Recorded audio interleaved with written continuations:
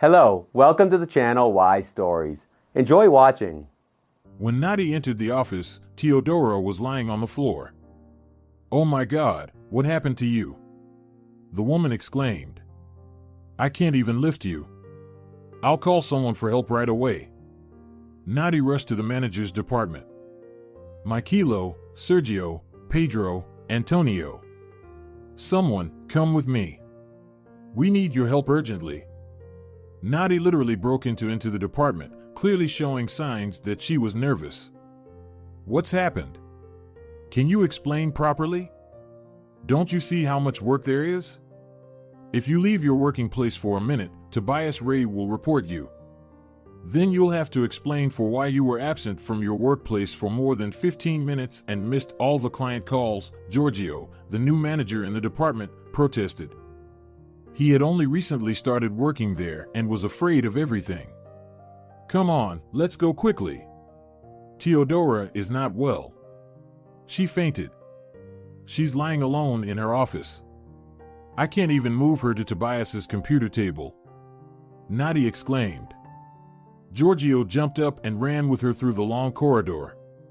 He had been in love with the senior accountant from the very first day, but he never showed his feelings.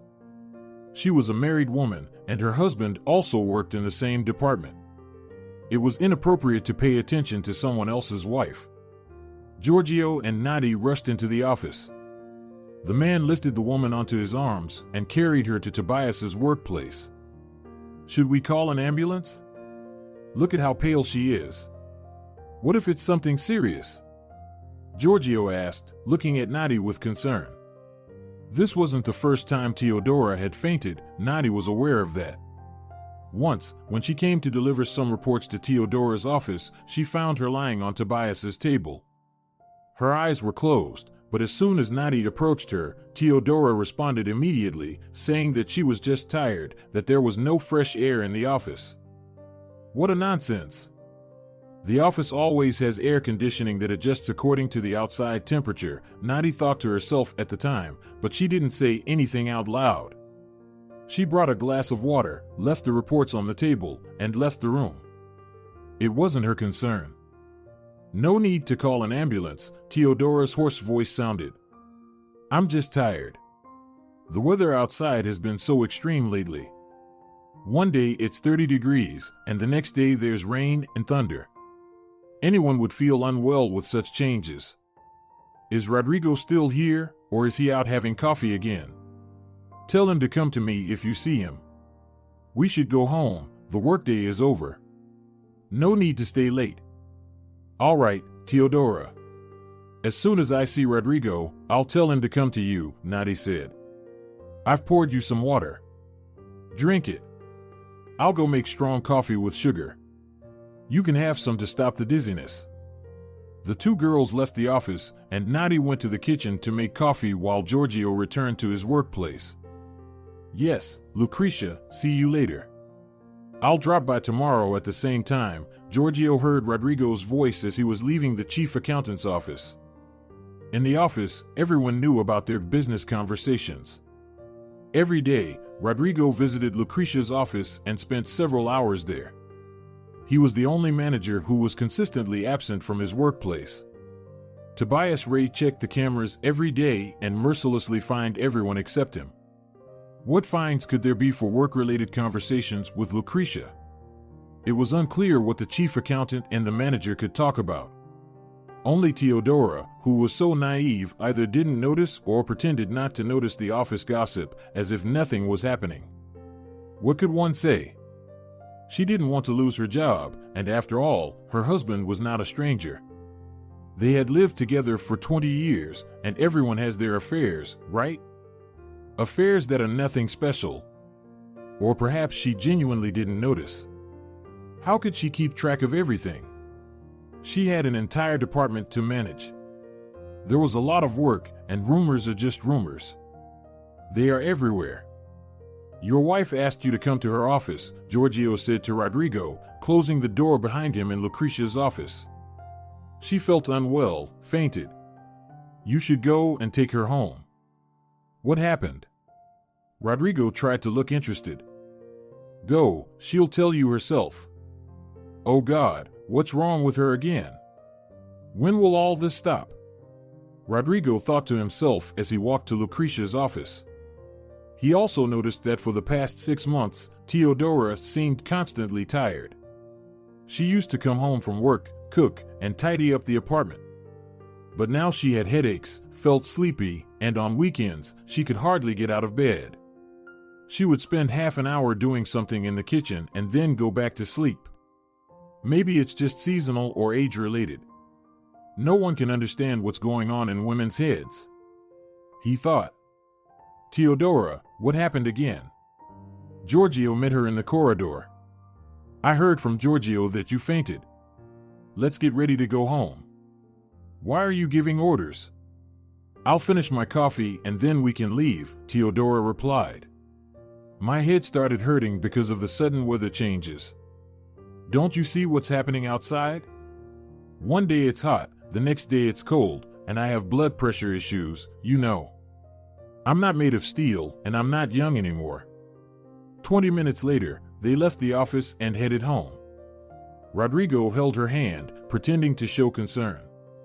In reality, he was thinking about how much money from the family budget they would have to spend on doctors to find out what was wrong with her. I can't let this go unchecked. If she collapses completely, she won't be able to work, and we'll still have to pay for it. And I'm not getting any younger. My teeth are all treated and retreated over the years.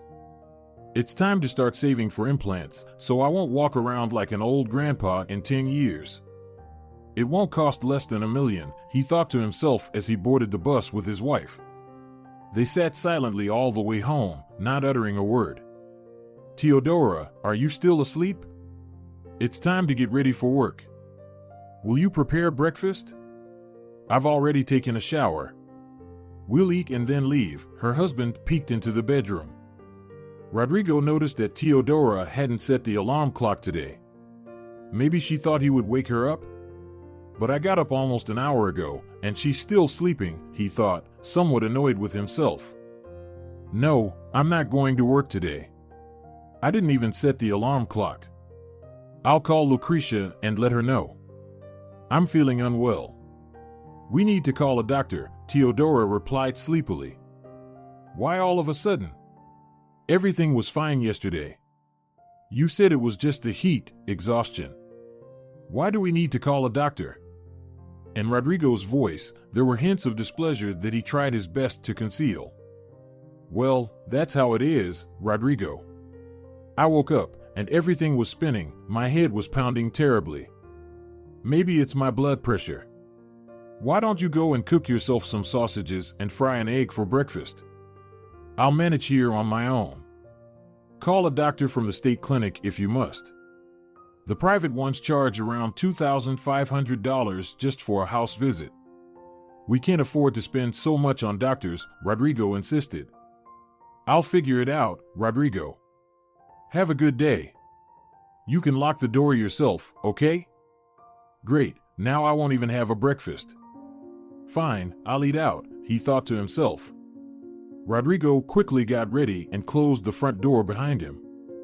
Immediately after he left, Teodora called Lucretia and told her she was taking a sick leave and called for a doctor. The doctor arrived within half an hour. Where can I wash my hands? Asked the stern middle-aged man. Right this way, please, Teodora gestured invitingly towards the bathroom. She could barely stand on her feet. Her head had been spinning since morning, and everything was getting dark in front of her eyes. But she categorically didn't want to ask her husband to stay home. After washing his hands, the doctor entered the room. My name is Jacob. I'm a general practice physician. What's bothering you? He asked, looking at the woman inquisitively. Teodora told him about her fainting episodes and constant headaches. You know, they've been happening periodically, and since yesterday, it just won't go away. I took some painkillers and tried to rest, but my head still hurts. What's wrong with me? It was evident by the look at the woman's eyes that she was sad. She felt so miserable and helpless like never before. For several minutes, the doctor carefully examined Teodora, listened to her, and made some notes on a special card. "And what about those bruises on your body? Is your husband hitting you?" Jacob asked. No, of course no. Our family is normal. The bruises, well, maybe I bumped into something. Perhaps in public transport or at home. I don't know, she replied softly. And you want to say you didn't notice them? I don't believe it. Yes, of course, I noticed them. They appear and disappear. It happens to everyone. You understand the kind of schedule and pace of life we have. If I went to the doctor every time I had a bruise, I would have to quit my job and only focus on treatments. You said they disappear? Yes, they appear periodically. A few months ago, I had a couple of bruises, then they disappeared. Now they are back. But it's nothing serious, right? I can't give you a definite answer to that question. It's not my field of expertise. However, I can confidently say that bruises don't just appear and disappear for no reason. Most likely, there are blood-related issues. What exactly and how serious it is, a hematologist can determine. I'll write you a referral. You'll need to make an appointment, take the tests they assign, and then we'll see. Are things really that serious? Teodora, I told you only what I see.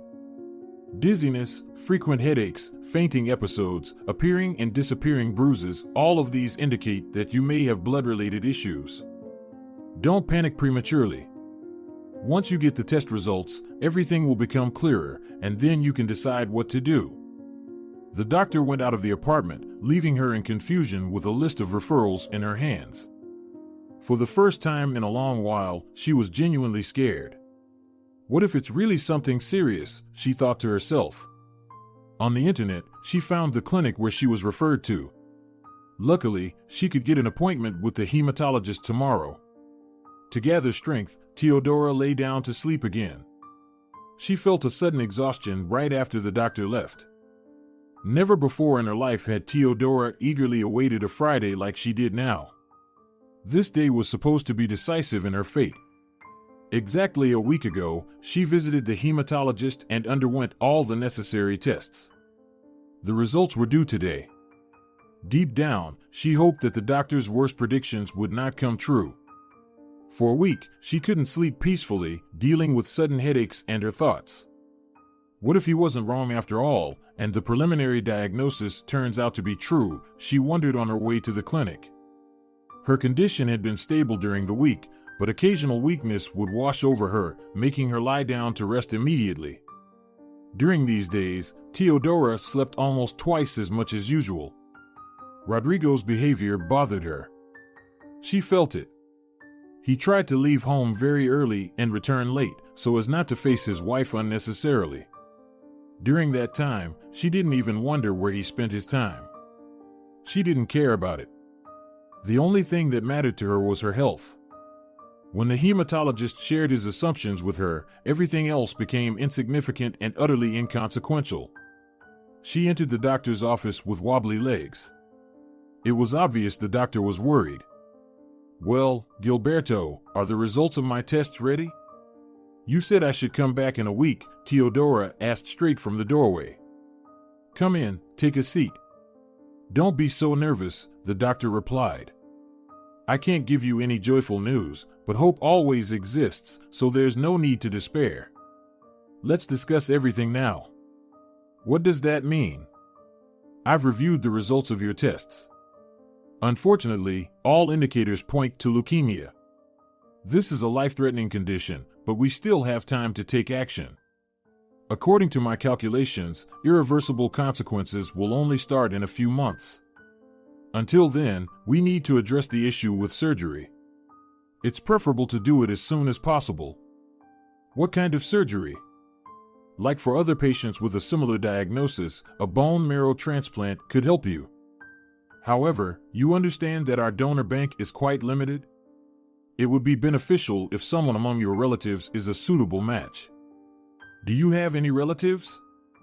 "I only have my mother, but she's already elderly. She's 62 years old. Can my mother be a donor? Unfortunately, no. She's too old for such operations. It's contraindicated. Your mother won't be able to be a donor. Do you have any other relatives? Siblings? No, Gilberto. I'm the only daughter in the family. If there are no potential donors among your relatives, then we'll have to wait for results from the donor bank. It's unlikely, but there might be suitable donors found for you soon. We could also send inquiries to foreign donor banks, but you understand that it will cost significantly more than a regular operation with a domestic donor. Gilberto, how is this possible? I'm still relatively young. I'm only 38 years old.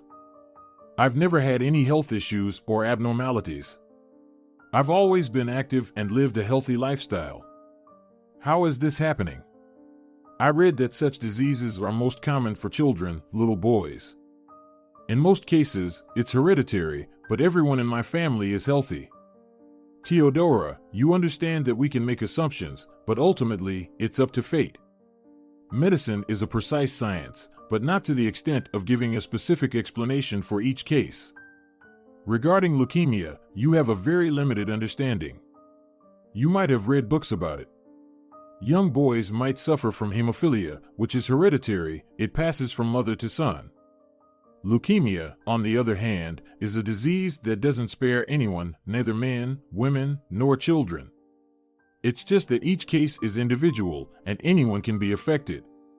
What matters now is to decide what we'll do next. How much will the operation with a domestic donor cost? About $1.5 million. With a foreign donor, it's roughly 3 times more expensive. If I were in your place, I would prepare the money, but not rely too much on the help of a donor from abroad. I'll send inquiries, of course, but a donor from abroad would be a true miracle, just like a domestic one. If anything, do you have the funds to quickly deposit them into the clinic's account and start preparing for the operation? I will try to resolve this matter as soon as possible. I have the means for the operation with a domestic donor. Then, make an appointment for the next examination. I need to monitor your condition. If your health deteriorates, you might need to be hospitalized. I will send the requests to the donor banks today. As soon as there's any information, I'll let you know. Already on her way out of the office, Teodora suddenly decided to ask that one question to find out the thing that now was her mind constantly. Gilberto, tell me, what will happen if we don't find a donor? I'd rather not discuss it. Let's hope for the best.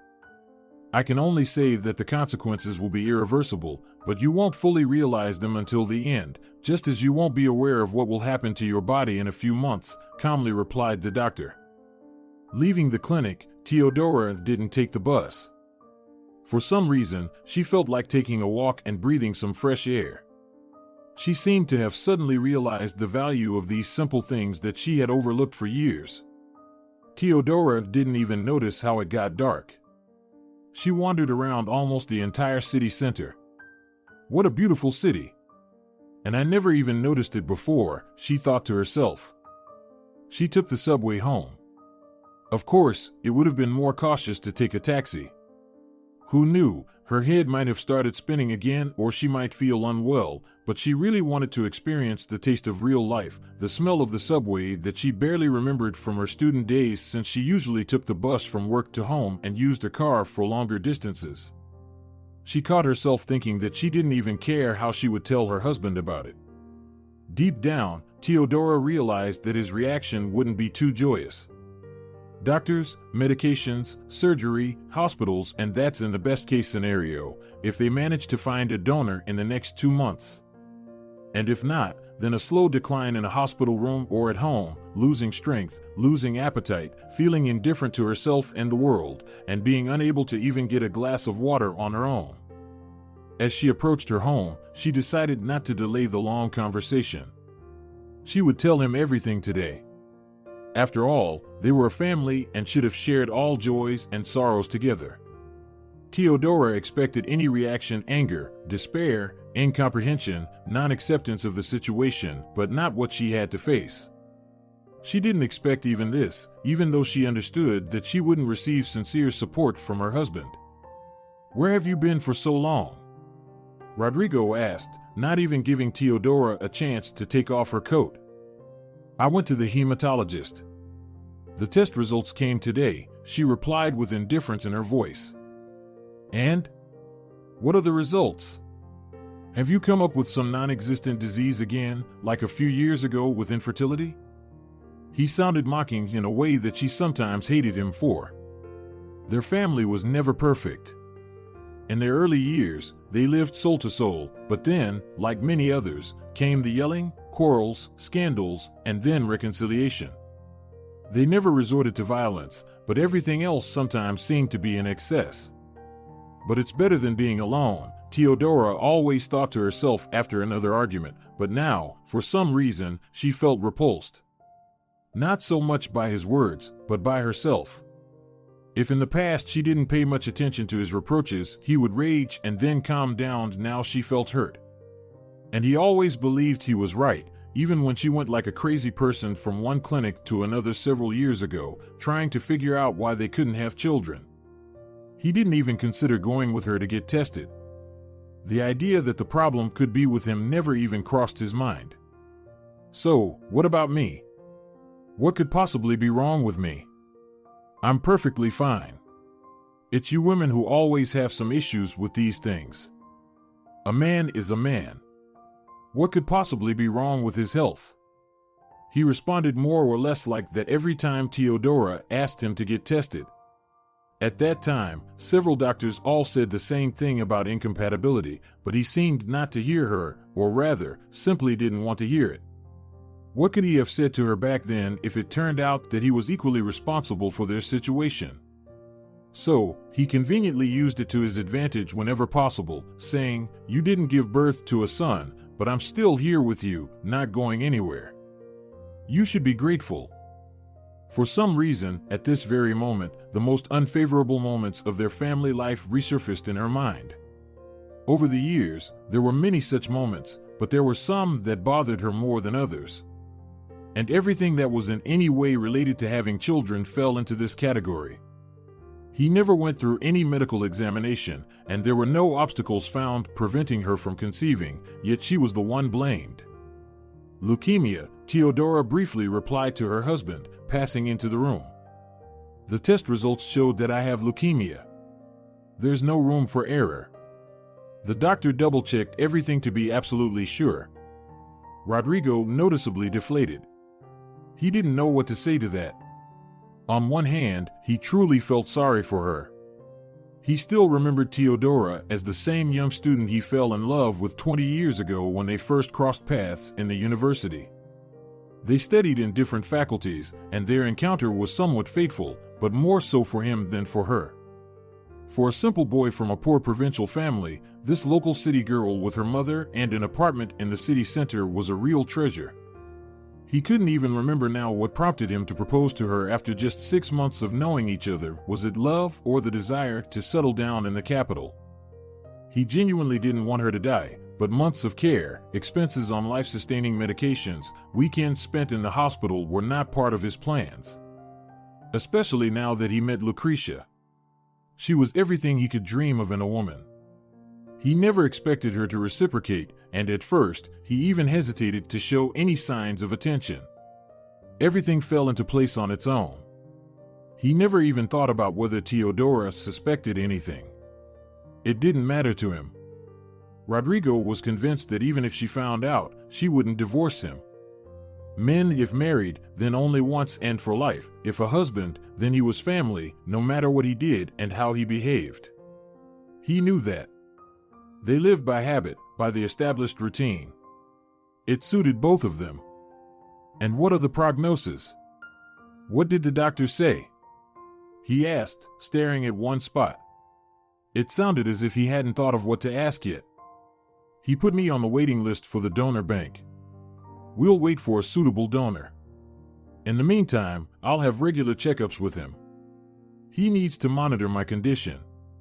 If my health deteriorates, I'll be admitted to the hospital, Teodora said, somewhat detached. And how do you feel right now? Right now, fine. Please, make some coffee if you don't mind. He went to the kitchen, thinking about how to steer this difficult conversation. How much longer will she live if they can't find a suitable donor? 3 or 4 months? Half a year? But she wouldn't be able to live on her own. In a month, she'd start getting weaker and would need care. I'll have to quit my job and be with her all the time. And then what? He thought to himself. Rodrigo knew that in the event of Teodora's death, he wouldn't get anything. Back then, Tina exchanged her centrally located apartment in such a way that they ended up with 1 2-bedroom and 1 single-bedroom flat. There was no other way to do it. You could get a higher price per square meter only if the apartments were located far away from the city center, and that option was categorically unacceptable to her.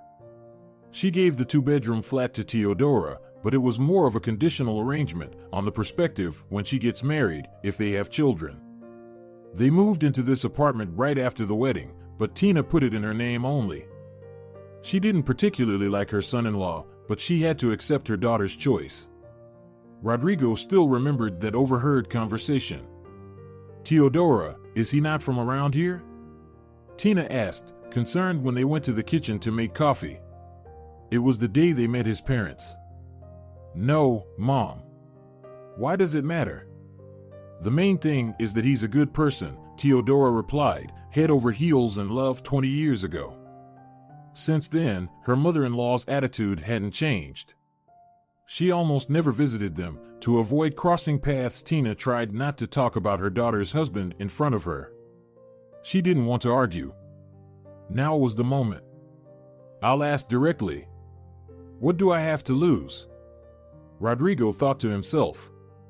Teodora, your coffee is ready, he said, bringing the tray into the room. Listen, there's something I wanted to ask you. Did you ever talk to Tina about transferring the apartment into your name? Teodora understood what this question implied, but she didn't expect such blatant audacity. She thought he would at least have enough conscience to stay with her until the end, at least for the sake of the previous 20 years of their life together, for the fact that she opened the city to him, helped him settle down in a foreign city. For the fact that thanks to her and her mother, he didn't have to return to his provincial town after graduating from the institute due to a lack of money for rent and living expenses, but apparently it wasn't enough for him. Why? How does that change anything? She pretended not to understand what he meant and replied. It changes a lot, Teodora, you know that very well. You understand what life awaits us in the next 6 months. I'll have to quit my job to take care of you.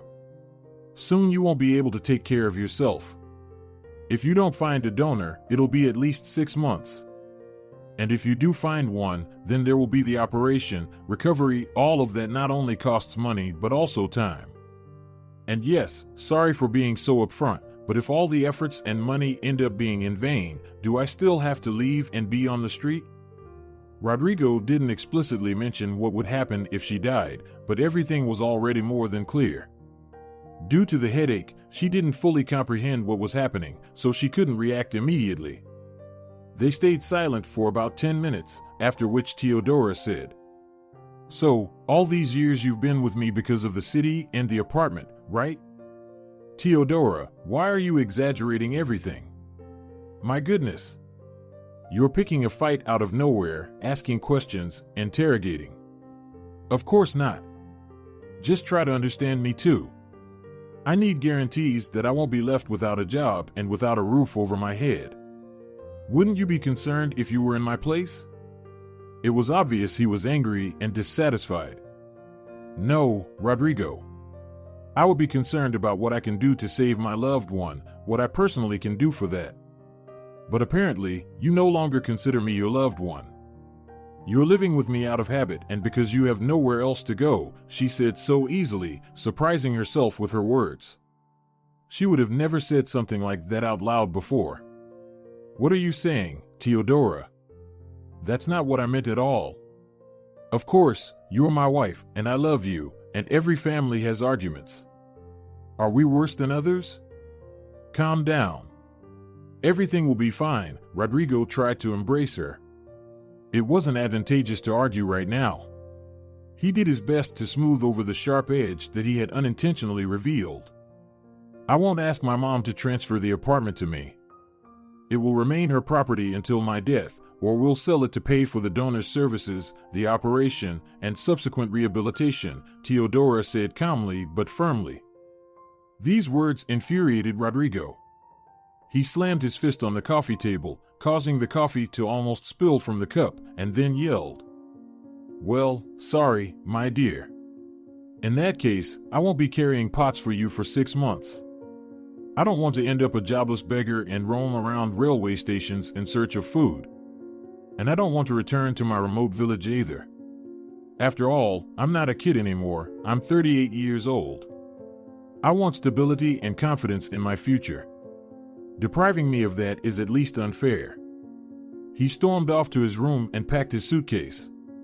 When he left the apartment, Teodora was already asleep. The next day, together with her mother, they changed the locks. "Hello. Aren't you happy to see me?" Rodrigo looked surprised when he saw Lucrecia. "Welcome your dear guest. I did what I promised you a long time ago." Lucrecia was genuinely shocked. She couldn't put her emotions into words. When they occasionally went to her apartment during work hours to have a proper lunch, she couldn't even imagine that he would remember her address and show up here, especially at such a late hour. "What happened? Why have you turned into a statue? Are you really not happy to see me?" Rodrigo had already crossed the threshold with his suitcase. "Come on, let me in, I'll tell you everything." Well, I don't know." "Yes, of course, come in, it's just that all of this is so unexpected," she finally managed to say. "What happened?" "I left my wife. Now we can live together without having to hide from anyone. Remember, it's what you wanted. We've talked about it so many times, and I never made up my mind, but now I have," he said. "What about Teodora? How is she feeling, by the way?" Lucrecia asked. "She called and said she took 2 weeks off from work. It might need to be extended. Is everything okay?" Rodrigo decided not to tell her about the diagnosis. He didn't want her to think he was reacting solely because of Teodora's illness. "Do you want coffee? If you're hungry, you can get some food at the cafe downstairs. I didn't cook anything today, I had no time. I brought some work home with me. There were a few things I needed to finish in the office," Lucrecia said nonchalantly. Inwardly, she was only thinking about how to phrase it politely that she never intended to have any serious relationship with Rodrigo. Of course, she asked him when he would leave his wife and made plans for a future together, but it was all just for show. All mistresses asked those questions, otherwise, what kind of mistresses would they be? Giving the impression of being interested was one of the main strategies in their game. In reality, her life suited her perfectly. She had been living alone for many years, had grown accustomed to it, and didn't need cohabitation. "Okay, I'll just tell the truth. Why should I be afraid?" she thought to herself. "Rodrigo, well, you see. In short, you can stay at my place tonight, but then you should find an apartment for yourself. Your salary allows for it. We'll continue seeing each other as we used to. I can come to you, and you can come to me. We'll stop hiding at work. Maybe in the future, we can live together," Lucrecia began. "Wait, I don't understand. What do you mean by stay for one night? How is that possible?" he asked, genuine surprise in his voice. "What about our plans together? What about all those when you leave your wife, Rodrigo, I only love you, we'll live together without hiding from anyone? Were all of those lies? Understand me correctly, it doesn't work like that. You need to plan and think everything through in advance. What's happening now is just hasty. You left Teodora yesterday, and today you're moving in with me? What will people say? By the way, I have a significant position. I don't want to lose my reputation in the eyes of my colleagues. And what about the fact that we're seeing each other? Doesn't that affect your reputation? Well, firstly, no one knows about that yet. And secondly, we'll gradually make our relationship public. We'll say that you and Teodora have split, and we're just friends, like colleagues. Later on, we can reveal more. Lucretia, people aren't blind. Everyone already knows everything.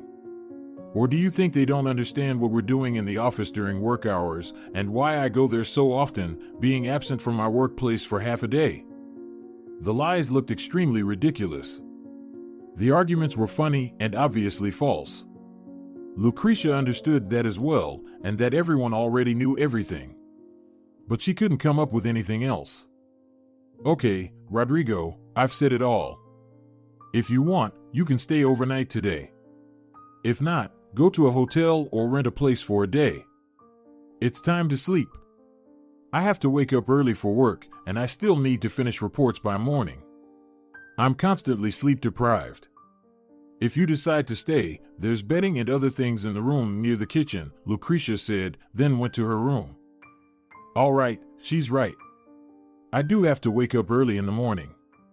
I'll spend the night at her place, and tomorrow we'll talk more, Rodrigo thought to himself.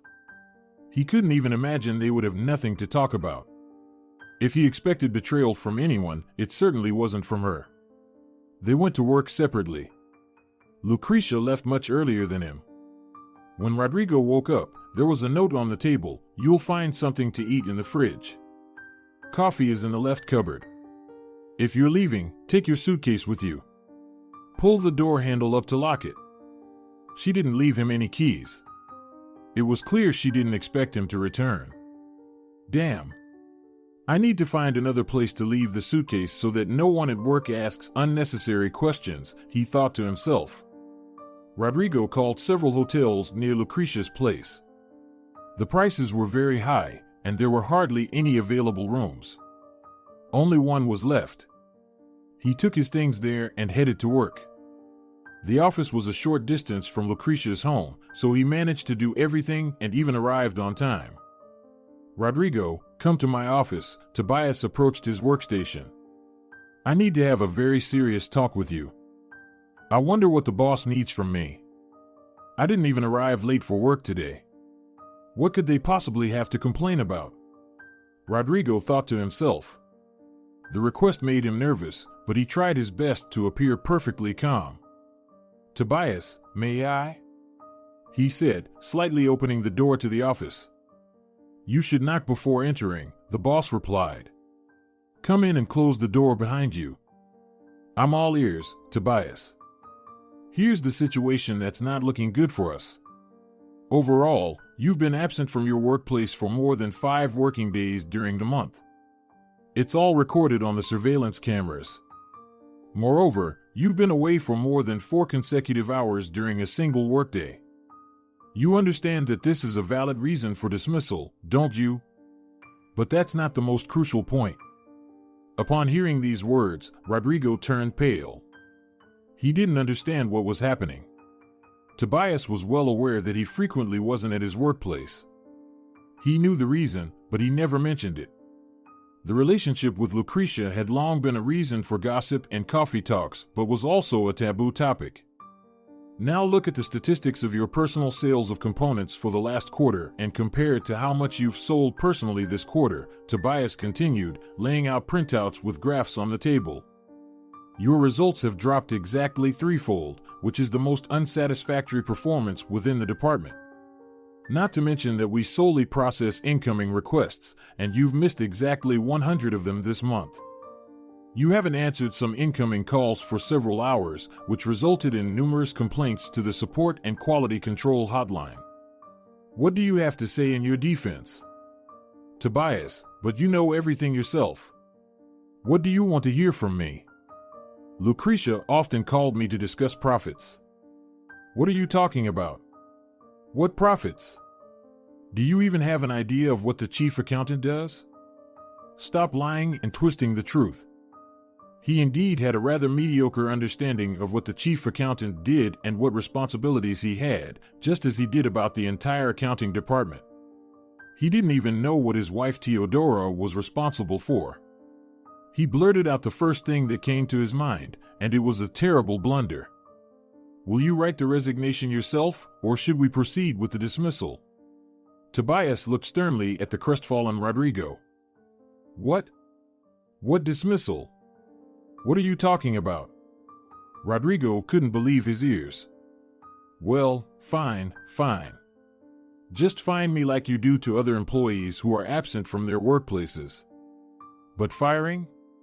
I haven't done anything wrong, Tobias. Even if we deduct your salary for the last 6 months, it won't cover even 5% of the losses you've caused to the company. Write your resignation. If you do it yourself, at least you won't have a mark of disgrace in your employment record. You might find some small firm to work for. But don't you dare come to me for any recommendations for a new job. Rodrigo realized he had no other choice. This is all because of Lucrecia, he thought to himself. She decided to throw me out not only from her life, but also to deprive me of my job entirely? In the capital, in small companies, all salaries were paid under the table, and if they paid anything at all, it was barely enough. There were no social benefits, sick leave, or vacations, and most of the salaries are laughable. He knew that finding a job in a large company was unlikely. Almost everywhere they required recommendations from the previous employer, especially in such a specialized field. You can collect your employment record from the HR department after lunch, Tobias said, signing the resignation letter. Honestly, I never expected this from you. If it weren't for Teodora, I would have fired you a long time ago. And without her endorsement, I would have never hired you in the first place. Your resume was weak, and your work experience too, but she insisted so much that I thought you'd be a decent person. But alas. Goodbye, Rodrigo. He couldn't believe she betrayed him. She didn't want to be together, but why she acted like this? I wasn't imposing. I came late at night, yes, wanting to move in with her, but what's wrong with that if she herself talked about it many times, asking about divorcing my wife? He thought on his way to the hotel. Going back to Teodora would be foolish, and she probably wouldn't recover quickly after everything that happened. Rodrigo was ready to do anything to avoid the difficulties he hadn't faced in many years. He had a good roof over his head, a wife with a decent salary, and comfort. He earned well enough himself, but he never saved anything. He believed that if he hadn't become a millionaire, there was no point in saving money. It would just be spent on this and that. And that's exactly what happened. I haven't been to my hometown in a long time, Rodrigo pondered, lying in the hotel room. It's time to visit my mother and sister. He opened the site, checked the tickets, and found a departure at 3 p.m. By 7:30 p.m., he was already there. Fernanda, it's your brother. Aren't you happy to see me? Where's Mom? Rodrigo said from the doorway when his sister opened the apartment door. Are you going to keep me in the hallway? Step aside. An elderly woman came out of the room. Rodrigo is here. It's been 100 years since he visited us. Totally forgot about his mother while living in the capital, Eugenia welcomed her son. Hello, Mom. I'm here on vacation, Rodrigo replied as he went to his room to unpack his things. Come on in. Let's have some coffee. You can tell us about your life and Teodora, Eugenia said warmly. His mother genuinely rejoiced to see him, but his sister Tina looked at him with reproach. She knew what kind of person he was, but her mother always felt sorry for him, though Tina had no remaining familial feelings for him and was not happy to see him, making no effort to hide it. Mom, let's look at the situation realistically. You won't be able to sell the apartment so quickly, Teodora tried to explain her thoughts to Tina. We need to find the money elsewhere or be put on the waiting list for a domestic donor. We can't afford this sum, we have no way to get it. So, we'll have to wait until a suitable domestic donor appears, and then immediately pay for the surgery so that we won't be left behind. Teodora's condition deteriorated sharply a week ago. She had been in the hospital under the observation of doctors for 2 weeks. Tina visited her every day and tried to find the money, hoping to give them a chance to pursue the surgery with an overseas donor. The doctors no longer gave any hopeful prognosis. If anything, the chances were diminishing every day. Teodora was growing weaker. Most of the time, she just slept, waking up only to eat, but sometimes she had no appetite even for that. There was still no news from the donor bank. The doctor warned that the registry was small, the number of new donors was not only limited, but also not all of them would be suitable. Deep down, Teodora held on to hope, but with each passing day, it seemed more like an illusion. It's hard to admit to oneself that you are doomed. Perhaps it's the most difficult thing a person can face.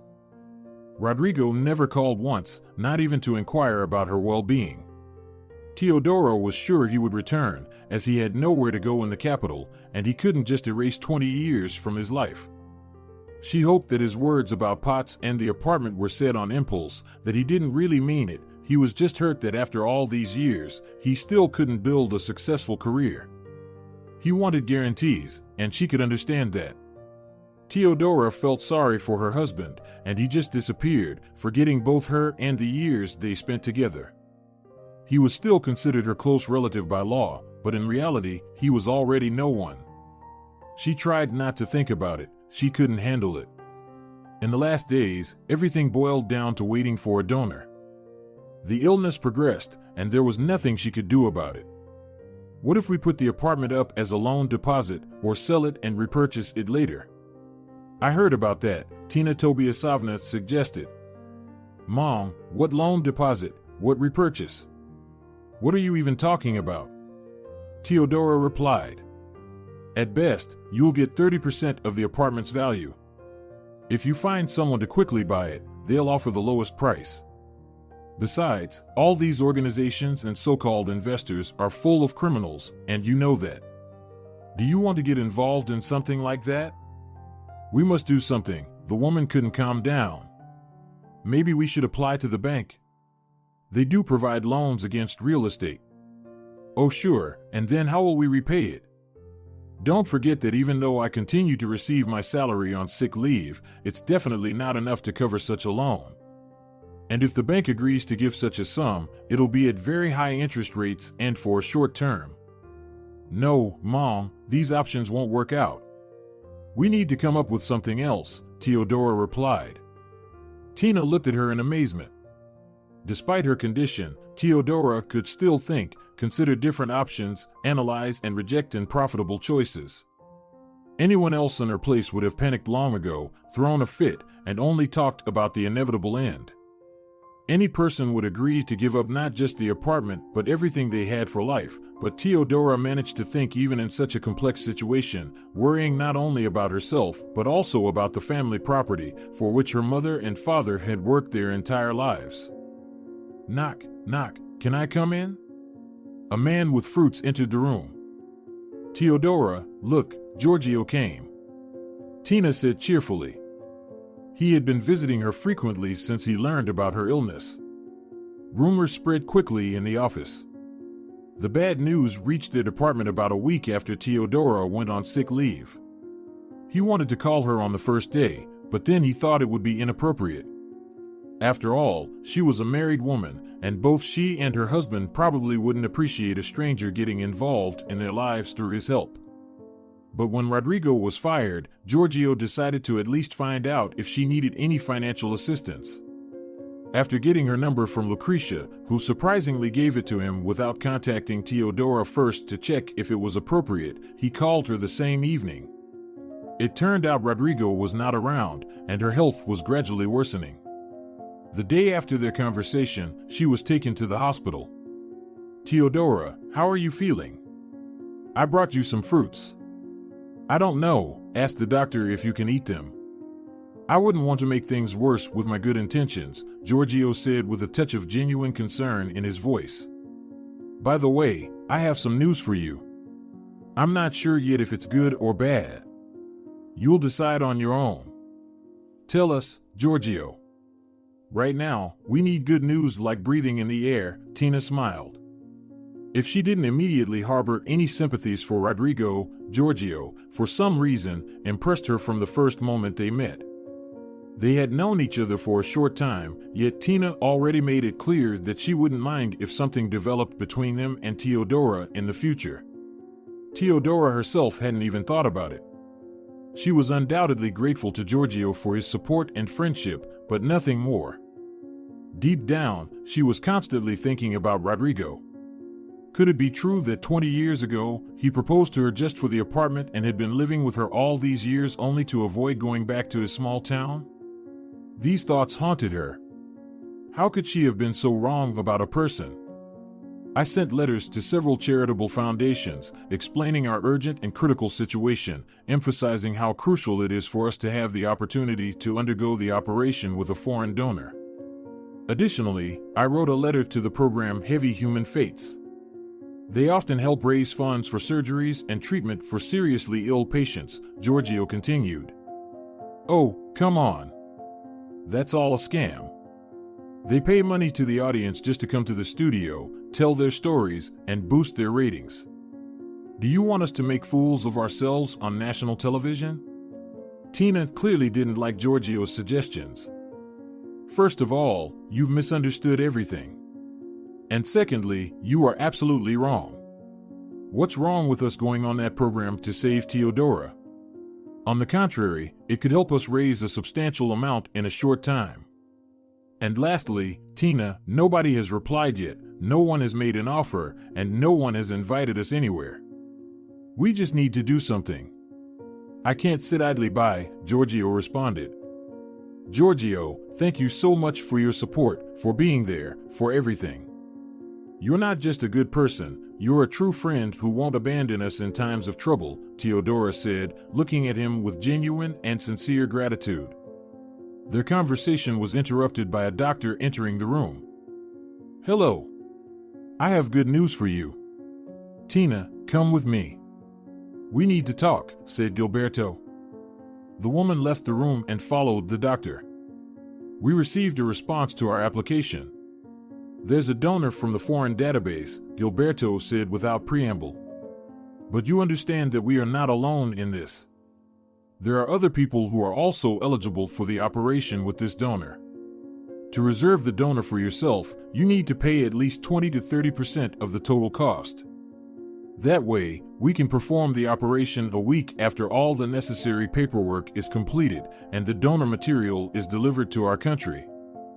But you know that we don't have the full amount on hand right now. We only have a portion. What if we pay the deposit, but we can't find the remaining funds? Tina asked. Then you'll have to decline the operation, and the donor material will be assigned to another patient. Make your decision.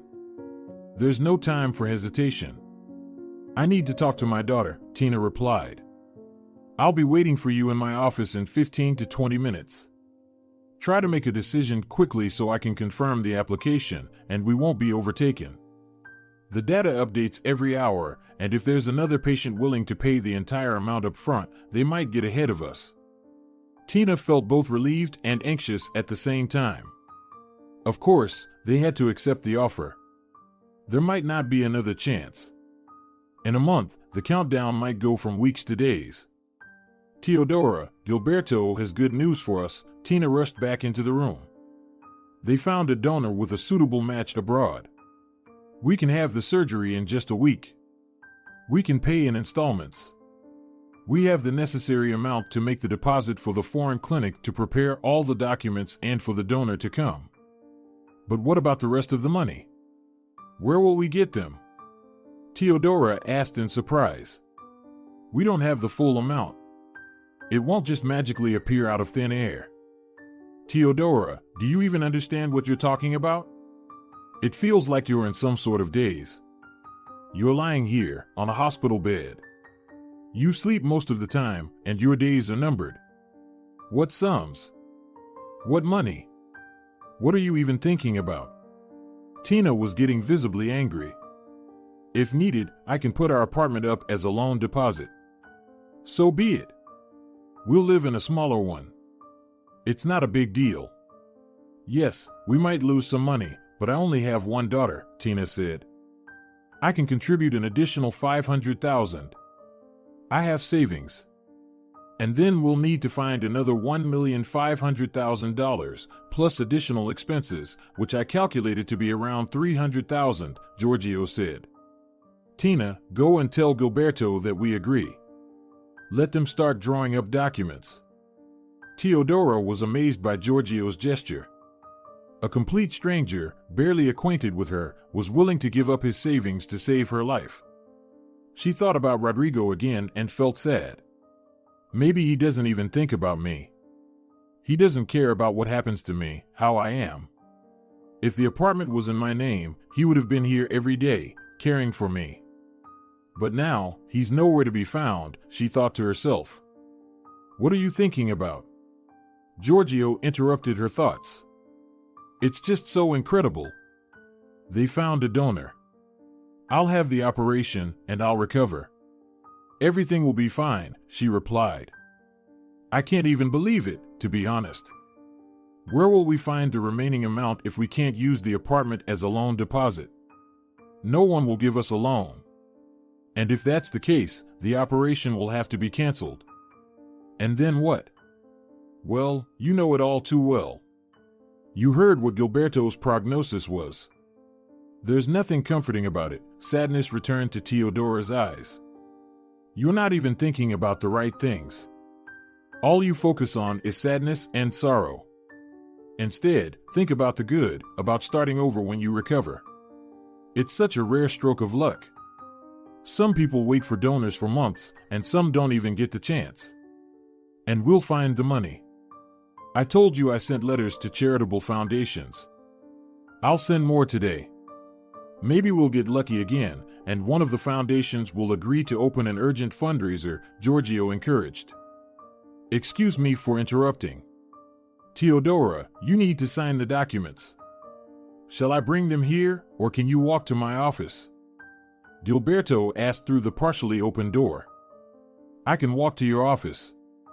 I'll come right away, Teodora replied. The documents were ready.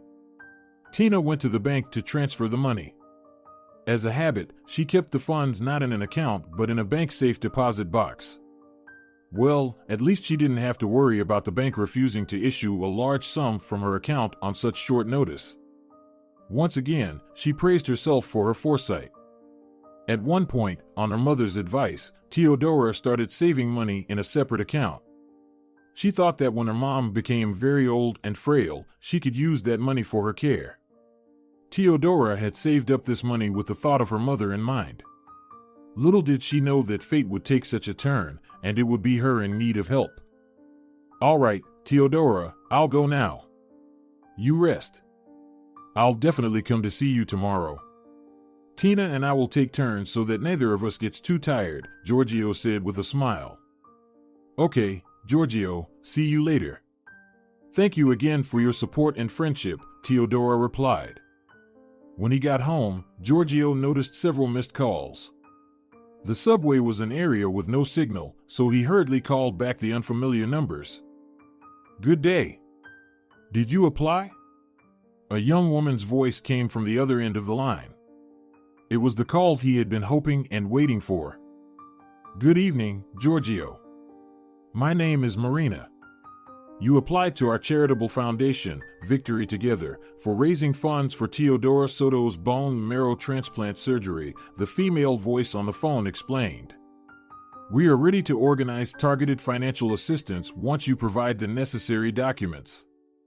Good evening. Yes, I submitted the application.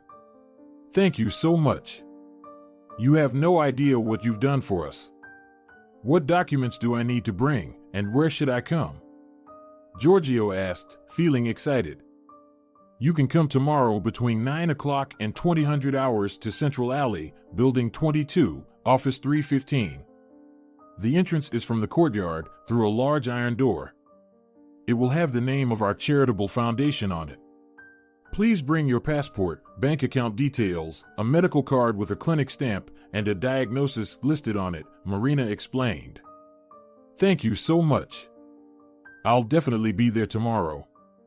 He couldn't believe that his letters had yielded results. It was simply incredible. He immediately called Tina and Teodora. The doctor needed to prepare the medical card by tomorrow, and the sooner, the better. Teodora, is Gilberto still there? Giorgio's voice was filled with excitement. You won't believe it. The Victory Together Charity Foundation is ready to open a fundraiser for us. It's like a real miracle. We'll have the full amount by the time of the operation. Yes, he's still here. I already asked him. He said he would prepare everything by tomorrow morning. Come around 10. I'm sure he'll have everything ready by then, Teodora replied. Giorgio, thank you so much. Okay, see you tomorrow. I'll be there at 10 a.m. straight. For the first time in a long while, there were cheerful notes in her voice. He believed that everything would work out. There were kind people in the world. At 10 a.m., he was already at the clinic and then went straight to the charity foundation. They attached the introductory documents to the website and posted them in all social media groups. Can you tell me, have you already tried raising funds through other charitable foundations? Or maybe you attempted to gather money through social media independently? The staff member asked. No, I thought about starting to raise funds on my own, but then I decided that it would not only be too risky, but it would also be unlikely to gather the required amount in such a short time. You know how many scammers there are out there. I trust official organizations more, Giorgio replied. You did the right thing. We're glad you reached out to us. Could you please tell me, approximately how long does it take to gather such an amount? We have opened a fundraiser for $2.5 million. It's more than you initially requested, but we're taking precautions this way. Who knows, Teodora Soto might need to cover additional expenses related to the operation. If there's a need for recovery and rehabilitation funds, we can open a separate fundraiser for that. I understand. Thank you very much. And the funds will be transferred to your account, right? Yes, all funds go to the Charity Foundation's account. Every day, we will send you a report on the amount that has been collected. Once the fundraiser is closed, we will transfer all the money to your provided details. Excuse me, what if it's not possible to gather the full amount by the specified date? In that case, we will transfer the funds that have been collected. Either way, you will be able to use them as needed. After closing the fundraiser, we will publish all the necessary reports on our website and social media. Okay, I understand. Thank you. Goodbye. Goodbye, Giorgio. We will send the reports on the collected amounts to your email and through SMS notifications. Giorgio had never been happier. Immediately after leaving, he headed back to the hospital to see Teodora. He wanted to tell her everything himself. As he was getting out of the subway, his phone rang. I'm listening, Giorgio answered. Good day, Giorgio? This time, a stern male voice came from the other end of the line. Yes, it's me. My name is Arturo. I'm the editor of the program These Heavy Human Fates. You wrote a letter to us. We would like to invite you and your friend to participate in our live broadcast. You know, we have already made arrangements with the Charity Foundation for fundraising, and Teodora, the woman who urgently needs the operation, unfortunately cannot participate in any programs right now. She's in the hospital, preparing for the surgery, and feeling very unwell. Are you kidding? Is there a chance of recovery? Yes, of course, there is more than just a chance. She will definitely get better. Can you hear me? Definitely. Could you go alone? Our viewers would be very interested to hear the story of this brave woman, even if not from her directly. Teodora could become an example for thousands of women across the country. You know, I need to discuss this with Teodora. Now, I think it would be more appropriate to do so. Yes, of course. Call me back at the number that appeared on your incoming call. The extension number is 3315. All right, thank you. Goodbye. This call was no longer of critical importance. The most important thing was done. He had arranged things with the Charity Foundation. Television popularity wasn't crucial in this situation. But when he arrived at the hospital, he still asked Teodora what she thought about it. You know, Giorgio, I don't mind at all. My mom is skeptical about such programs, but I, on the contrary, support them. If they chose your letter out of hundreds of thousands, then of course, you should go, she said. You can openly talk about everything there. I approve of it. Maybe my story will really inspire someone. If the surgery is successful and I do end up living, then I will come to their show myself if they invite me, of course. I wanted to ask, how is your work going? You keep coming to me all the time. You might get fired. I took unpaid leave. Listen, what difference does it make? Let them fire me if they want. It's not like it's my first job. Of course, it will be unpleasant if there's a note of dismissal in my employment record immediately after the probationary period. I only started working there 4 months ago. But it's not critical. I have a lot of experience. I'll find another job if needed. Right now, the most important thing is you and your health. Teodora's mood improved with each passing day. She seemed to have started hoping for something better and brighter in her life, something she hadn't had for many years. And it wasn't just about her health. The week flew by like a single moment. The charity foundation managed to raise not only the required amount for the second payment of the operation, but even more. After Giorgio appeared on the TV program, compassionate viewers sent money to the foundation's account as well. These funds would be kept for recovery or in case a repeat operation was needed. Tomorrow already, he thought to himself. He would spend the entire next day in the hospital. Giorgio and Tina arrived at the hospital early in the morning. The operation was scheduled for 3 p.m., so they had time to see Teodora. Mom, why are you worried? It's not some complex surgery with stitches and a lengthy recovery period. It's only 2 hours.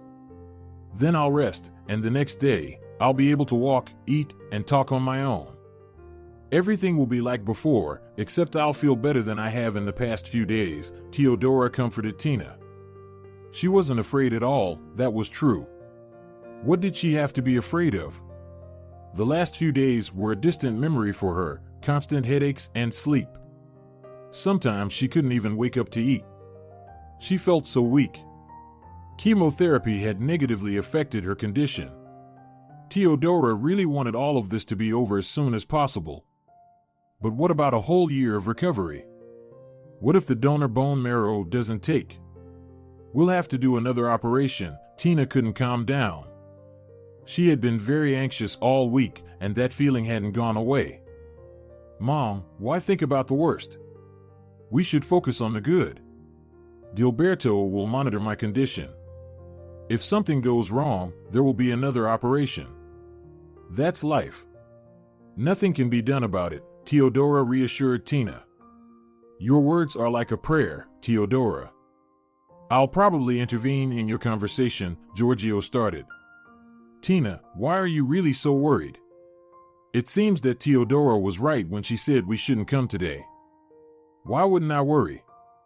We've spent so much effort. What if it's all in vain? What if the woman continued to share her anxieties? Tina, may I talk to Teodora alone? Giorgio asked. Are you kicking me out? The woman looked offended. All right, fine. I'll wait in the hall. He decided to say it now, without waiting for the operation to end. Giorgio had long since made up his mind about everything. Teodora, I wanted to tell you. When all of this is over, when you recover and start a new life, consider marrying me. I'm not insisting or expecting an immediate answer from you. Just if you ever respond to my feelings with mutual affection, I'll be happy. He took a ring out of his trouser pocket and extended it to her. Teodora understood that sooner or later their relationship would transition from being friends to something more significant, but she didn't expect it to happen so quickly. She didn't know what to say. Everything in her life was happening too fast, and she was already thoroughly confused about her feelings. Remember, I said I don't expect an answer right now. I don't expect any hasty decision. If someday you realize that you need me, know that I love you and will wait for you as long as it takes. A year, 2, or even longer. Just know that. And during your recovery, I'll be by your side. I'm sorry, but it's time for us to prepare for the surgery. Gilberto entered the room without knocking. Sergio and Teodora didn't even notice that they had been talking for almost an hour. Tina spent an equal amount of time comforting them. Please, you should leave the room. Yes, of course. I'm leaving. Sergio got up from the chair and headed towards the exit. Good luck, Teodora. Gilberto, can we talk with you for a moment? Tina and I have a few questions for you. All questions and discussions can wait. Teodora will need some rest after the surgery. You can visit her tomorrow, and we can discuss whatever you're interested in then. Sergio and Tina left the clinic and headed home. They just had to get through this day. There was nothing more they could do. When Sergio entered the room, Teodora was still asleep. He decided not to wake her. It was hard to imagine what she had been through yesterday. Tina and I were constantly thinking about ourselves, our worries, and anxieties, and for some reason, we never really thought about what she was feeling. Not in terms of physical well-being, but how she felt deep down, he thought to himself. He wanted to hear the truth from Gilberto, and nothing but the truth. Normally, doctors don't tell everything to mothers and close relatives to avoid premature panic. But he needed to know everything exactly as it was. Gilberto, may I come in? Sergio partially opened the door. I told you yesterday that I really need to discuss Teodora's condition with you. I want you to tell me the truth, exactly as it is, without sugarcoating anything. Please, have a seat. Gilberto gestured for him to sit. I am a doctor, and telling the truth is my direct and immediate duty. I have no intention of hiding anything from you. I never even considered doing so. How did the surgery go? Will she survive? You must understand that the donor bone marrow is not a direct match, so the success of the surgery doesn't solely depend on the procedure itself, but also on the engraftment of the donor material. I will be monitoring Teodora's condition for the next 3 months, during which time she will most likely remain in the hospital. It may even take longer. Rejection of the donor material can occur even after 6 months. We need to be prepared for that. And what happens then? In case of rejection, we'll have to repeat an operation. We already have an arrangement with a foreign donor. I explained the situation when I was in the early stages of negotiations, so we have a donor for a potential repeat operation. In this case, you will only need to provide the necessary funds. The repeat surgery will cost approximately the same, but let's not speculate and, even more so, expect the worst. We should hope for the best. I've done everything I could. That's exactly what I wanted to hear from you. Tell me, can we visit Teodora just like before? Yes, of course. But in the first few days after the surgery, it's better to limit the visits. She needs rest and tranquility. Sergio felt relieved. Gilberto's words gave him hope. Now he was confident that Teodora would live. That was the most important thing. Did you wake up? Sergio asked quietly as he entered the room. Yes, I'm awake, Teodora replied with a smile on her face. How are you feeling? Well, not bad. The only thing is that I'm feeling weak, of course, but Gilberto said it's normal. I need more sleep and rest. Yes, he's absolutely right. I won't stay long. I'll come to see you every day. Tobias Ray called. He asked me to urgently end my leave and come to talk to him. He's probably planning to fire me. Why do you think that? You've only been away for 2 weeks, and you informed him and submitted the paperwork. Everything's official. On the other hand, Lucretia will probably fire me. Well, she won't wait for a year until I return to work. Her whole department would collapse. Have you talked to her yet? What? When? I haven't had time for that. Anyway, I need to rest. My head is throbbing, and everything is blurry before my eyes. When you talk to Tobias, please call me, okay? Sure, I will. I'm gonna go. Giorgio hadn't expected this reaction from Tobias. It turned out he knew everything about Teodora's situation and how Rodrigo had treated her so unfairly. How does everything become known in the office so quickly? It's like people come here not to work, but to drink coffee and gossip, he thought to himself with a smile, listening to his boss's sympathetic tone. Tobias didn't fire him. On the contrary, he offered the optimal solution Giorgio had already been considering but hadn't dared to ask for. Managers could work on a rotating schedule, albeit at half the salary, but with job security. 2 days of work, 2 days to visit Teodora and take care of her. On the remaining days, Tina could visit her. It was hard to come up with anything better in this situation. Lucretia didn't resort to cruelty either. A week after the surgery, she contacted Teodora herself and offered her the option of working remotely after the main rehabilitation period. In just 3 months, Teodora could return to work.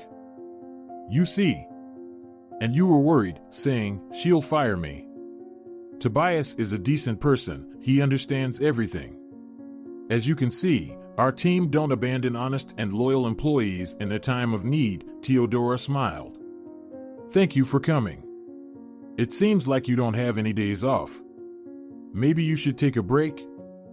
No, I'm not tired, Giorgio waved it off. Listen, there's something I wanted to ask. He paused because he didn't know how to say it. Well, go on. What is it? What will you do about Rodrigo? After the rehabilitation, I should definitely file for divorce to avoid unnecessary paperwork later on. And after everything I've been through, I've realized that I want to be free. Can we do it remotely? I wonder. We don't have children, and there are no property claims either. We should get divorced. I'll find out. Actually, I was just asking. What if he comes back and asks for forgiveness? No, he had the opportunity. He never took it. Now I'm not ready to forgive him. Just tell me honestly, did you know about his affair with Lucretia? I mean, everyone in the office knew. Didn't you notice? Honestly? I suspected. Actually, not just suspected, but understood that it was true. But I decided not to pay much attention to it. After all, we've been together for a long time. All men cheat, so what makes mine any different?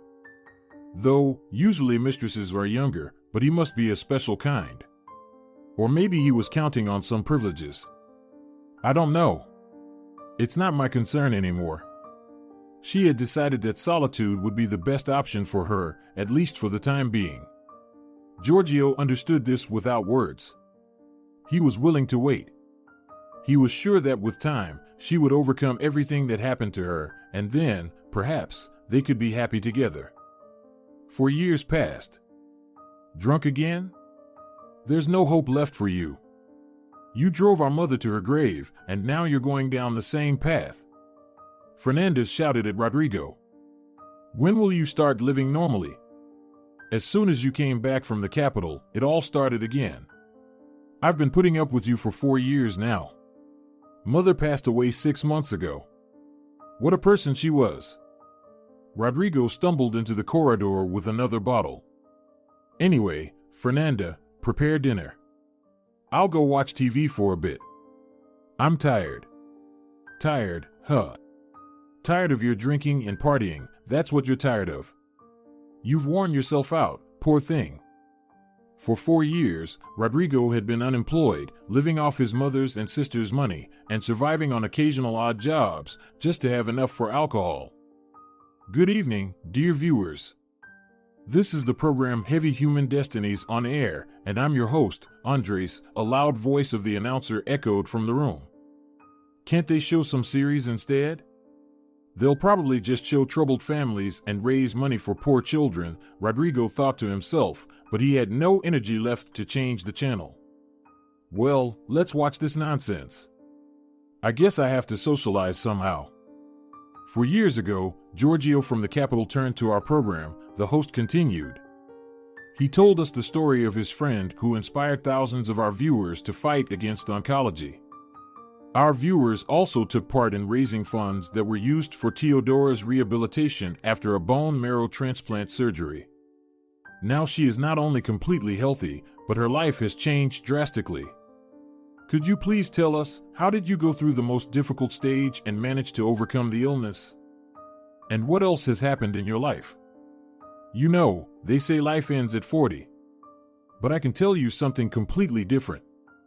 Life only begins at 40, and I am a perfect example of that. Teodora's face beamed with a smile. I see you didn't come to the studio alone today. You are accompanied not only by your beloved husband, but also this adorable little girl, the host continued. Yes, you see, in the last few years, so many wonders have happened in my life that I can't even remember that past life with leukemia, the surgery, the long 8 months of recovery, and the betrayal. Teodora continued her story. When the doctor finally said that the donor bone marrow had engrafted successfully, I was on cloud 9 with happiness, and so were my mom and Sergio. It meant that I would live. But a year after all of that, another miracle happened in my life. Well, here she is, right in front of you. My daughter, Nora, is a true miracle. She's still little, but she'll grow up soon. This is your first child, right? Weren't you afraid to decide on it, considering your mature age and health condition? The doctor said that leukemia, even if I hadn't undergone the operation by that time, wouldn't have affected the baby. I could have given birth even with that condition. But fortunately, I became pregnant when I was already healthy. Yes, Nora was a much wanted and long-awaited child. In the 20 years I lived with my ex-husband, unfortunately, I couldn't become a mother, but I really wanted to. You mentioned betrayal. Did you mean your ex-husband? As far as I know, he left you as soon as he found out about the illness, and after some time, you officially divorced. How are your relations now? Yes, you said it correctly. We lived together for 20 years, got married back in our college days. My mom provided us with a 2-bedroom apartment when we moved in. It turned out he stayed with me all those years because of the apartment. I even helped him with job issues, but as soon as difficulties arose, he left.